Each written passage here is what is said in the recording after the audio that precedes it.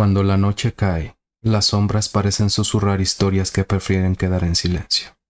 Relatos de lo inexplicable, de aquello que acecha entre la realidad y el miedo a lo más profundo. Prepárate para escuchar lo que pocos se atreven a contar. Oye, ¿tienes un momento para asustarte? Hola, buenas tardes. Estamos en su canal Asustando el Miedo. Hoy vamos a hablar del Día de Muertos. ¿Qué es el Día de Muertos? Es una tradición mexicana en donde honramos a todos los que ya no están con nosotros. Los recordamos de manera especial y sobre todo hacemos altares en su honor, donde ponemos diferentes conceptos, comidas, bebidas y también las fotos de aquellos que más quisimos. México es un país de tradiciones, es un país hecho de costumbres, de creencias. Y México, en esos días, también tiene sus historias de terror. Y siento con esto dicen que cuando alguien muere, su espíritu no se marcha de inmediato, que antes de cruzar el umbral hacia lo desconocido, regresa una última vez a visitar a quienes amó. En muchas regiones del mundo, esta creencia ha sobrevivido al paso de los siglos como una llama que niega extinguirse. En distintas casas, justo después del fallecimiento, los vivos aseguran haber sentido la presencia de la persona que fallece. Algunos lo ven en sueños, otros perciben el aroma del perfume que usaba, de las flores que le gustaban, o inclusive del tabaco que solía fumar. A veces un objeto resuena sin aparentemente que nadie lo manipule, como si esta alma quisiera decir que todavía sigue aquí. Como decía Manuel, aquí en México la tradición popular cuenta que el espíritu permanece cerca de su hogar al menos 3 días. Suele aparecer en sueños, suele aparecer justo como le mencionaba, con aromas, con sonidos. Pues sí, se hace sentir una presencia en este aire que se cuela por una ventana o tradicionalmente se cree que cuando vemos una mariposa negra rondando por los patios, simboliza que esta alma se está despidiendo. En otras partes del mundo, por ejemplo en Japón, el espíritu del recién fallecido, que se conoce como Yurei, suele aparecer en sueños o en reflejos. Si parte en paz, su despedida es serena, o sea, es muy tranquila, suele ser hasta poética como una mirada de despedida. Pero si deja asuntos sin resolver, pueden permanecer un tiempo como un onryo, o sea, un espíritu atormentado, hasta que los vivos realizan los rituales necesarios para liberarlo. Por eso, cuando las familias sienten su visita antes del funeral, no le temen. Suelen recibirlos como una muestra de afecto o como una forma de despedirse. En otras partes como en Europa, especialmente en las regiones de Irlanda, Escocia o Inglaterra, las viejas historias cuentan que los difuntos se despiden al momento exacto de morir. Se dice que el alma cruza por ventanas o puertas abiertas y los que esperan sienten un golpe de viento, una presencia o ven como un reloj se detiene sin explicación. A veces los moribundos aparecen ante un ser querido, distante, justo un instante antes de su muerte. Lo llaman la aparición en crisis. Y en la era victoriana, estas experiencias eran registradas cuidadosamente, consideradas como mensajes de amor o de cierre. En la India, por su parte, en la tradición hindú enseña que el Atman, o sea, el alma eterna, se queda unos días cerca del cuerpo, antes de emprender su viaje hacia otro renacimiento. Algunas familias aseguran que el difunto se manifiesta en forma luminosa o que provoca el movimiento de una vela o el sonido de una campana. Es su manera de decir adiós, de tranquilizar a los suyos antes de continuar su camino. En Tailandia y Camboya, por su parte, con la tradición budista popular, hablan de despedidas suaves, hechas en sueños vívidos y fragancias dulces. Si la muerte fue pacífica, el espíritu parte sin perturbar; si fue abrupta, busca consuelo y equilibrio antes de dejar este mundo. Por eso los monjes recitan oraciones durante los días siguientes, ayudando a liberar el alma del apego terrenal. Entre los pueblos indígenas americanos, la muerte no es el fin, sino una forma de transformación. El difunto regresa brevemente como parte de la naturaleza, es decir, un colibrí, puede ser una mariposa que se posa en una mano, un búho que observa desde un árbol. Estos lo que hacen es saludarlo, se le agradece porque es una forma de decir adiós. Los antiguos nahuas, por su parte, aquí en México, creían que el espíritu permanecía junto a nosotros al descender del Mictlán, observando en silencio cómo lo lloraban y lo honraban. Por otra parte, en África Occidental y Central, las culturas Yoruba, Shanti y Bantu sostienen que los muertos visitan a los vivos durante los rituales, a veces en sueños, otras veces de una leve posesión. Lejos de causar miedo, en estas regiones estas visitas son consideradas como bendiciones, la última comunicación del alma para asegurar la continuidad del linaje y la armonía de la familia. Estas por lo regular siguen sintiéndose como con este amor de despedida del ser querido. Ya por último, los antiguos teólogos y santólogos como San Agustín o Tomás de Aquino llegaron a aceptar que Dios y en su misericordia permite ciertas manifestaciones del alma para consolar a los vivos. Y quizás sea esto lo que somos incapaces de olvidar, una sensación tan humana de que no queremos dejar ir a alguien o queremos que al menos se despida de nosotros. Esa forma de reconocer su presencia, su aire, su aroma o simplemente sentir esos detalles que tenía en vida. También viéndolo desde una perspectiva ya hablada desde la psicología, este día ayuda a procesar los duelos. Cuando colocamos una fotografía en el altar o cuando encendemos una vela, no solo recordamos el vínculo que teníamos cuando estaba vivo, sino todo lo que fue, o sea, quién fue, quién nos representa a nosotros. La idea de llamada Counting Bones, o sea, la idea de una relación con nuestros seres queridos que aún no termina, aunque hayan fallecido, sino que se transforma. Un gesto de amor que nos dice, aún te pienso y aún te honro. Este contacto simbólico nos permite aceptar la pérdida sin negarla. Nos enseña que el duelo no tiene que ver con solo tristeza, sino también con memoria, gratitud y significado. Las flores, las velas, los platillos preferidos del difunto no son simples adornos. Son nuestra forma de expresar las emociones que a veces las palabras no pueden decir. Desde la psicología cultural, el Día de los Muertos es un ejemplo de rituales colectivos que nos ayudan a dar sentido a lo inevitable. Compartir la mesa con los vivos y los muertos nos recuerda que que la muerte en general no es una ruptura, sino una continuidad, es parte de nuestro ciclo natural. Y desde este enfoque, el mexicano busca una resiliencia emocional. Convierte el miedo en aceptación, la pérdida en recuerdo y el duelo en celebración. En el fondo, esta tradición nos enseña una verdad sencilla pero poderosa. Recordar también es sanar. Cuando reímos al contar las anécdotas de quien partió, cuando sentimos su presencia entre las velas y el papel picado, estamos realizando un acto terapéutico. Estamos integrando el pasado en el presente para seguir adelante con más fortaleza. Así, entre colores, aromas y risas, el Día de Muertos se convierte en una forma psicológica de psicología viva, una terapia cultural que nos reconcilia con la idea de morir y sobre todo con la idea de seguir viviendo. En México la muerte, como dijimos, no es el final. Es una visita que llega cada noviembre, en el que recordamos el amor cuando es verdadero, nunca muere. ¿Y ustedes qué tal? ¿Cómo celebran el Día de Muertos? Tengo dos historias de terror.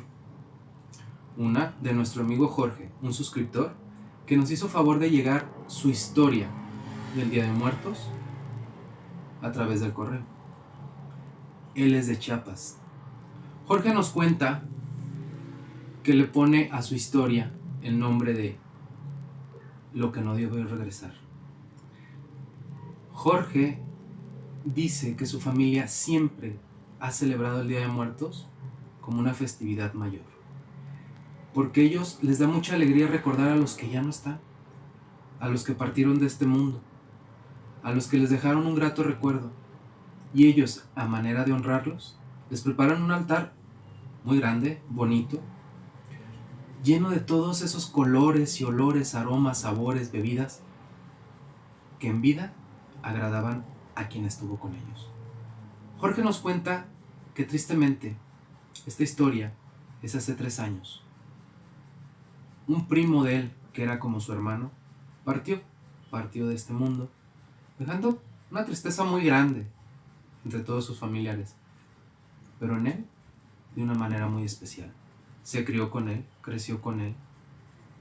Todas las aventuras que vivieron desde chicos fueron juntas, compartidas. Él nos cuenta que cuando su primo dejó este plano, él sintió un dolor muy grande. Un dolor que hasta hoy en día lo lleva. Pero ese día era para recordarlo con alegría, como cuando él estuvo. Su música, su comida, su bebida. Y una frase muy típica que decía él: hasta cansarnos y no desmayarnos. Nos decía Jorge que era una persona muy alegre, que le encantaba ayudar a los demás. No tenía amigos hipócritas, no tenía rivales. Era una persona muy feliz, su primo. No me detalla su nombre, y por respeto no lo diría tampoco. Jorge nos comparte que ese Día de Muertos fue muy especial porque pusieron una foto grande de su primo. Una foto llena de vida como cuando él estaba, con su sonrisa, con su característica mirada coqueta, jugona. Le pusieron todo lo que a él le gustaba, comidas, bebidas, y pusieron un disco de música que a él en particular le encantaba. Música que después los aterraría.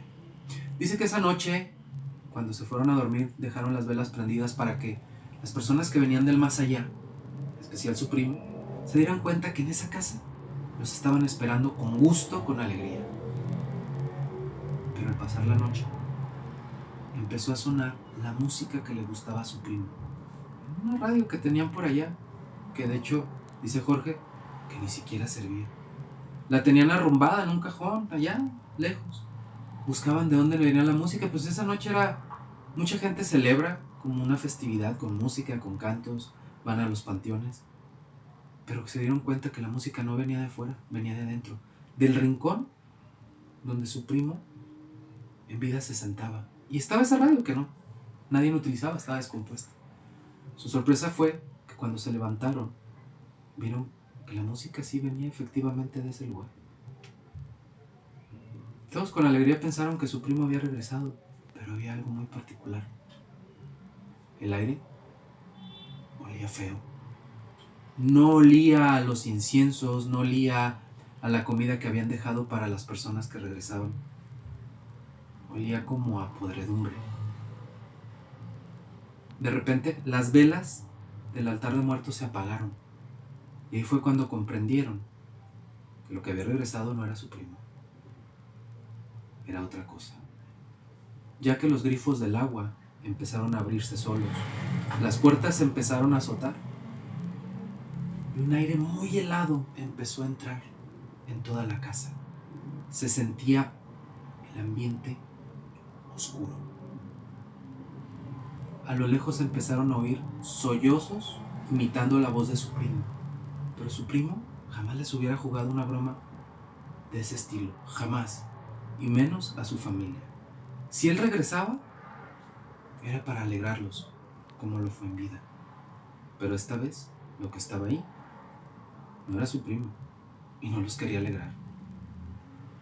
Quería asustarlos, quería hacerlos sentir mal. Dice Jorge que en la medianoche fue cuando fue lo peor. Las puertas empezaron a azotar. Se oían pasos arrastrados. No veían nada, pero se oía y se sentía.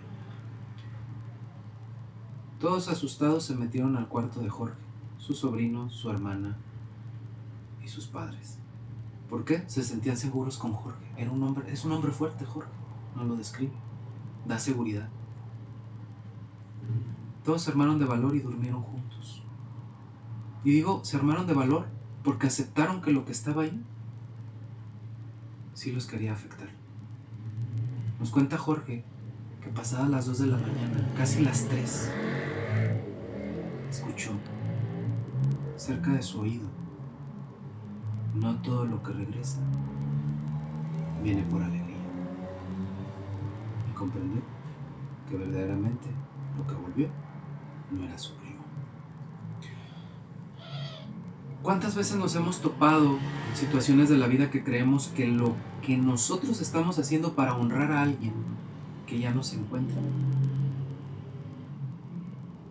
venga otra cosa a tomar su lugar? Yo siempre he tenido la sospecha que no todo lo que cruza para acá es lo que nosotros quisimos en vida. Jorge dice que ese fue el último año donde ellos pusieron un altar. Y no porque no quisieran recordar a sus seres queridos, sino porque sentían miedo de lo que había cruzado. Dice que ya los recuerdan con el corazón, que los recuerdan en la mente, como fueron, como estuvieron, pero nunca van a volver a poner un altar de muertos. México es un lugar mágico, como nos cuenta Jorge, y más en Chiapas, que son gente muy tradicionalista. Le agradezco que haya compartido su historia, y muy respetable que ya no hagan ni manifiesten el Día de Muertos con el altar como lo hacían. ¿Ustedes qué hubieran hecho? ¿Hubieran seguido con la tradición? ¿O simplemente lo hubieran dejado de hacer? Yo recuerdo hace poco vi la película de Coco, una película bonita que habla sobre las tradiciones de México, que nos enseña cómo sería la vida después de la vida. Es una cosa fantástica. De hecho, en Instagram yo subí una pregunta para ustedes, que si verían el capítulo con música de Coco, porque es una música alegre. El Día de Muertos nos burlamos de la muerte, nos burlamos de esa transición. El mexicano es así, a todo le agarra sabor, sentido, color, no desfallece, todo le pone buena cara.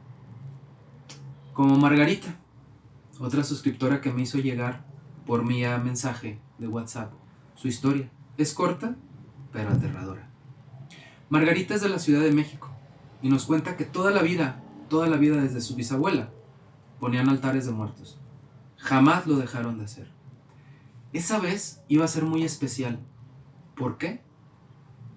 Porque una hermana de ella le había dicho que había encontrado las joyas de su abuela y las iban a poner en el altar de muertos para recordarlo, y cuando regresara su abuela viera que las joyas que tanto le gustaban se encontraban ahí.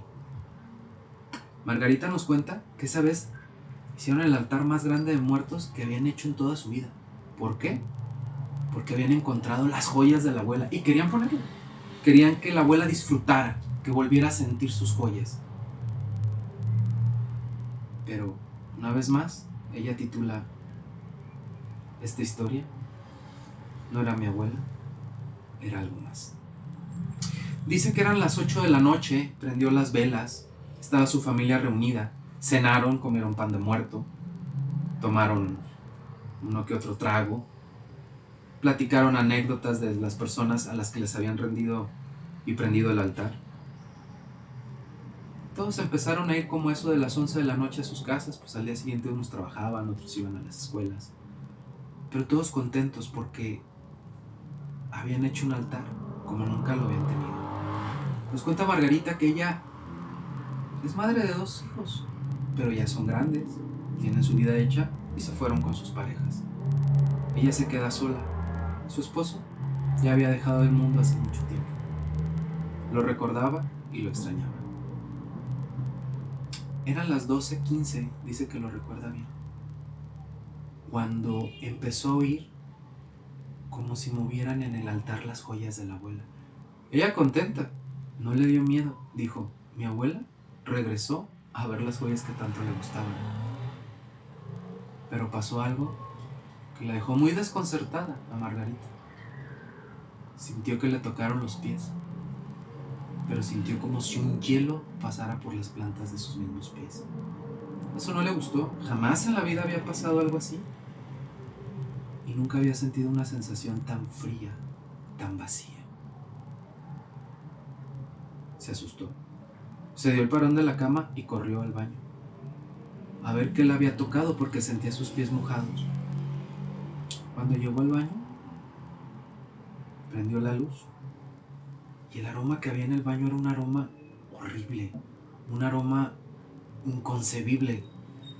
Revisó, no había papeles sucios, el baño estaba completamente limpio, pero el olor flotaba a su alrededor. Pensó que a lo mejor lavándose la cara se iba a ir ese olor, que era algo que había olido, que se le quedó impregnado.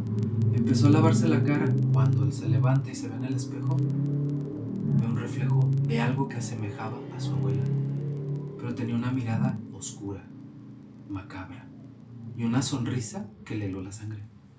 Dice Margarita que cerró los ojos y empezó a rezar, como muchos lo haríamos, que cuando los abrió, esa cosa seguía ahí, pero ella estaba más perturbadora, porque estaba más cerca, y ella sentía más el hedor en el aire. Volvió a cerrar los ojos y rezó con más fuerza, con más fe, nos cuenta ella. Volvió a abrir los ojos y ya no estaba. Salió corriendo. Dijo, me voy a ir a refugiar con mis hijos, con alguno de los dos. No vivían cerca y no le importó. Cuando salió, se dio cuenta que el altar que con tanto esmero habían hecho estaba todo tirado, completamente.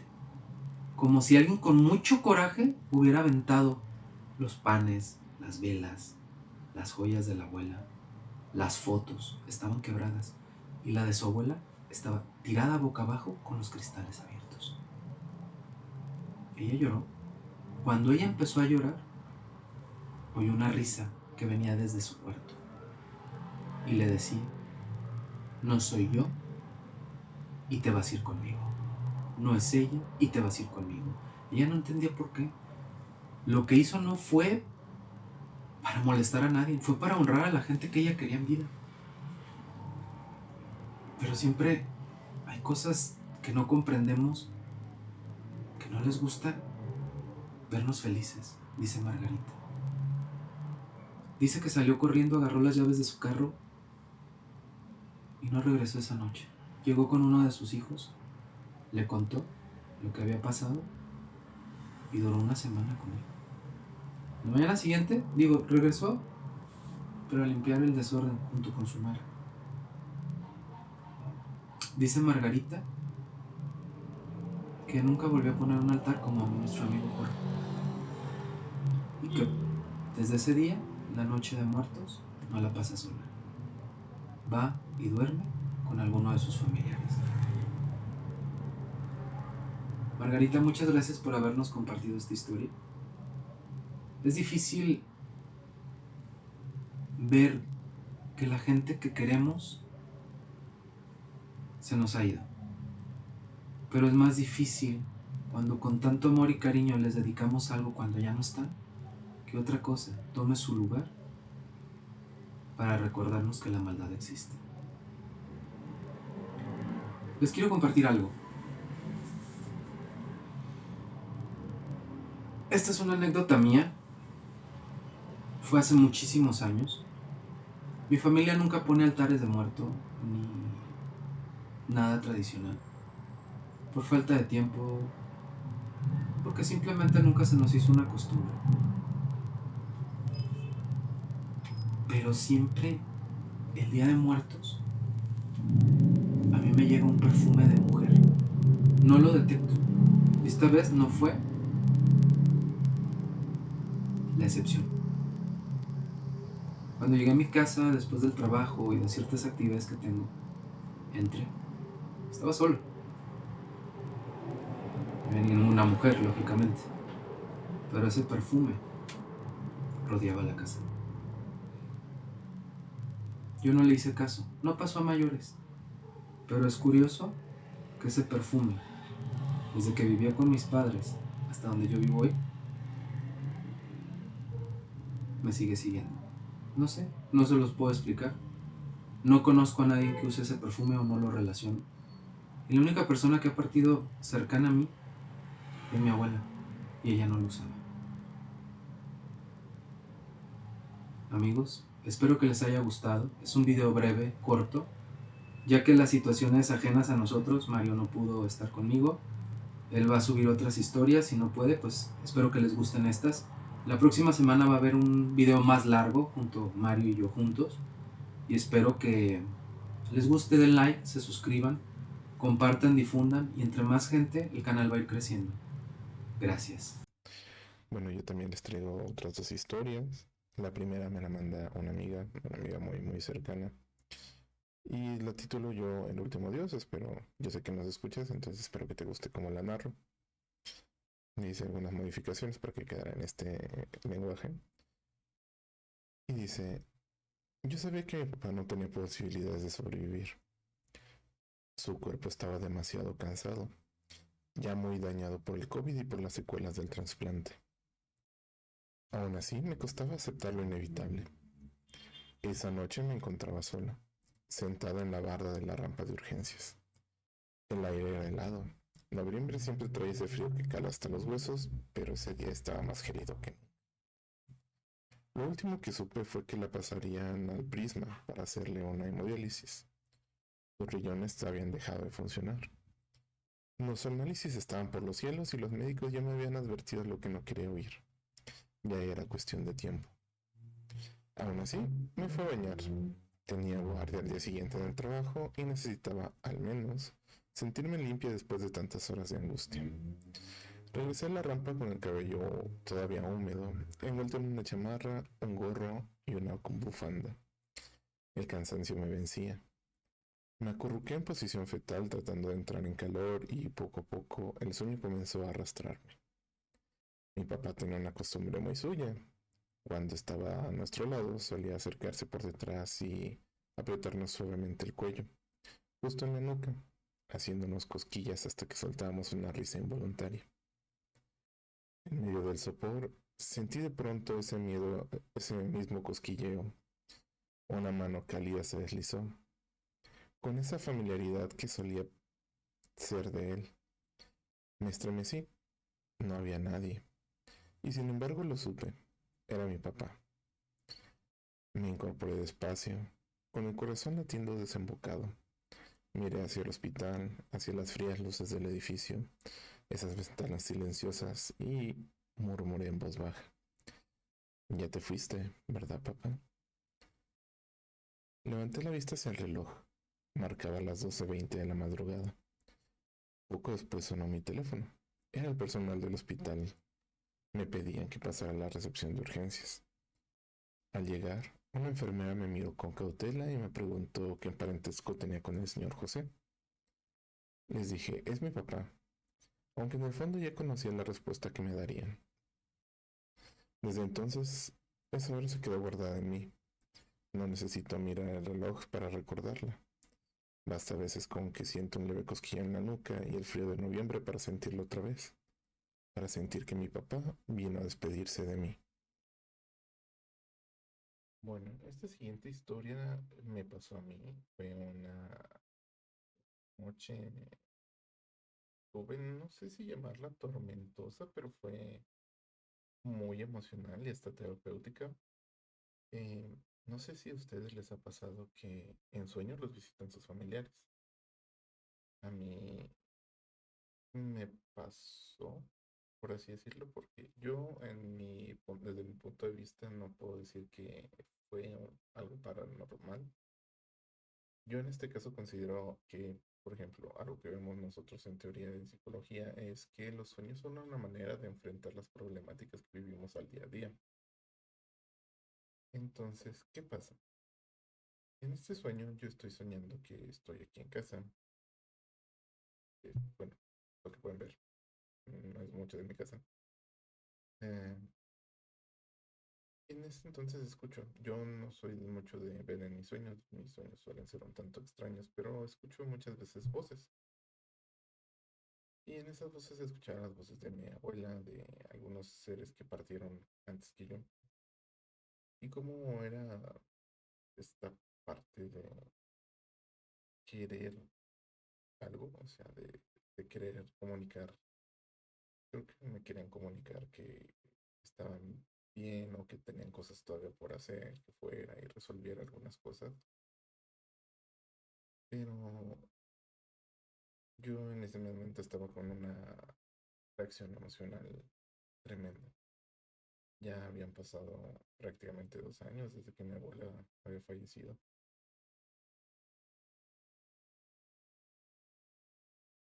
Pero de ahí en más no hubo más.